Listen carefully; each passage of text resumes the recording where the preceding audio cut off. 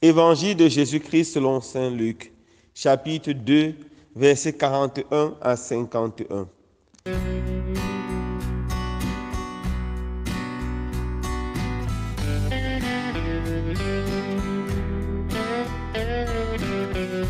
Chaque année, les parents de Jésus se rendaient à Jérusalem pour la fête de la Pâque. Quand ils eurent 12 ans, ils montèrent en pèlerinage suivant la coutume. À la fin de la fête, comme ils s'en retournaient, le jeune Jésus resta à Jérusalem à l'insu de ses parents, pensant qu'il était dans le convoi des pèlerins. Il fit une journée de chemin avant de le chercher parmi les parents et connaissances. Ne le trouvant pas, il retournait à Jérusalem en continuant à le chercher. C'est au bout de 3 jours qu'il le trouvait dans le temple, assis au milieu des docteurs de la loi. Il les écoutait et leur posait des questions.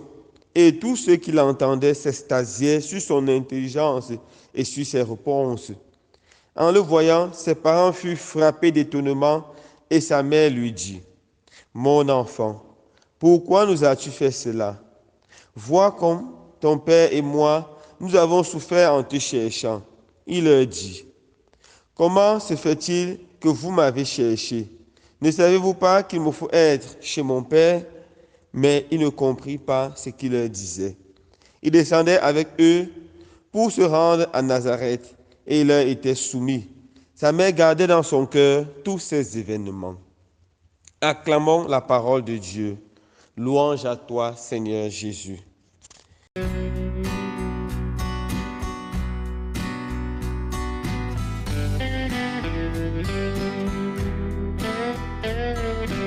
Chers frères et sœurs bien-aimés, hier nous avons célébré avec beaucoup de solennité le Sacré-Cœur de notre Seigneur Jésus.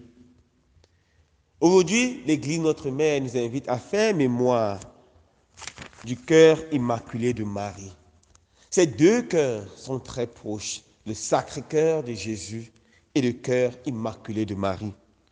Hier, nous avons vu que lorsque Jésus est apparu à Marguerite Marie, il lui a dit, « Voici le cœur qui a tant aimé le monde, qui a tellement aimé le monde, qui a aimé le monde, qui a aimé les hommes jusqu'au bout, mais qui en retour ne reçoit que mépris, qui en retour ne reçoit que indifférence. » Et souvent, ce mépris ou cette indifférence vient des personnes qui lui sont tellement chères, des personnes qui lui sont consacrées. Aujourd'hui, l'Église nous invite à célébrer le cœur immaculé de Marie, car le cœur de la Mère de Dieu, le cœur de la Mère du Christ, est le cœur qui a le plus pu consoler le Seigneur. Comment Marie a-t-elle consolé le cœur de Jésus? Premièrement, en restant immaculée.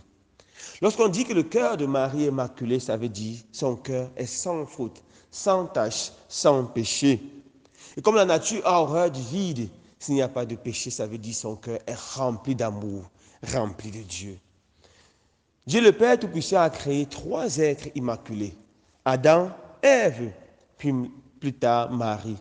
Adam et Ève ont été créés immaculés, mais à cause de la convoitise de leur chair, à cause de la faiblesse de leurs convictions, ils ont succombé à la tentation et ils ont péché. Leur cœur est devenu maculé. Leur cœur qui était rempli de Dieu au début s'est laissé remplir d'eux-mêmes, de l'orgueil, du désir de devenir comme des dieux et ils ont péché. Marie était également préservée par une grâce spéciale du Seigneur du péché originel.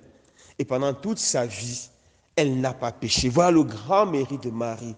Toute sa vie, elle a consolé le cœur de Dieu en refusant le péché. Car nous avons vu hier que ce qui blesse le cœur de Dieu, ce qui blesse le cœur de Jésus, ce qui crucifie encore et encore Jésus, c'est le mal, c'est le péché dans nos cœurs. Marie n'a pas permis que le mal entre dans son cœur. Comment a-t-elle fait cela? En développant ce sens fort de l'écoute de la parole de Dieu, en développant ce sens fort de la méditation intérieure en silence et en développant ce sens fort de la mise en pratique de la parole de Dieu. Marie, en restant constamment en état de prière, de méditation, de réflexion sur le mystère de Dieu, sur le mystère de cet homme Dieu, n'a pas permis au diable de passer près d'elle et est restée l'intouchée du diable.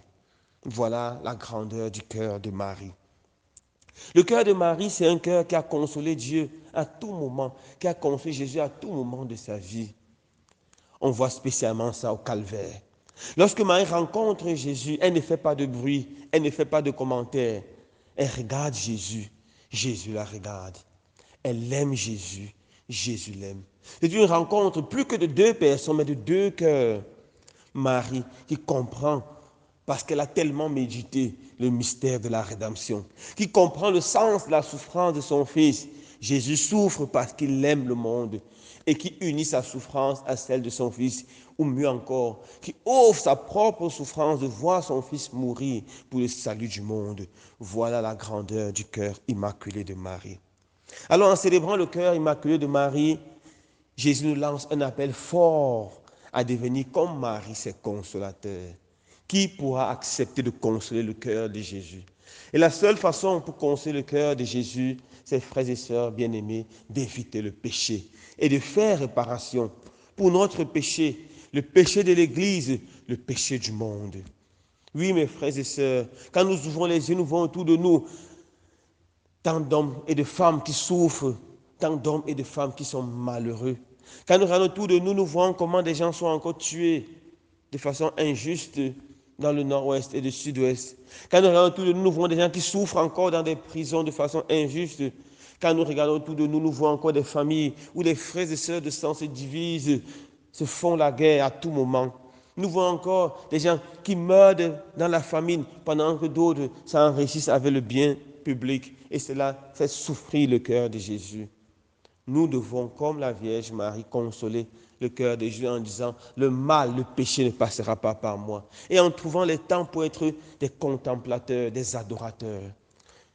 Oui, dans l'une des promesses du Sacré-Cœur, c'était de trouver le temps pour prier chaque vendredi ou jeudi.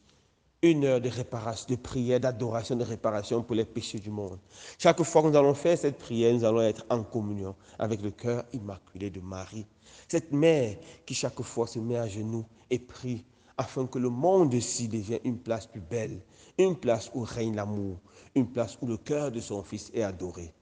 Que la Vierge Marie nous donne d'avoir un cœur bon, un cœur généreux. Cœur immaculé de Marie, priez pour nous. Amen.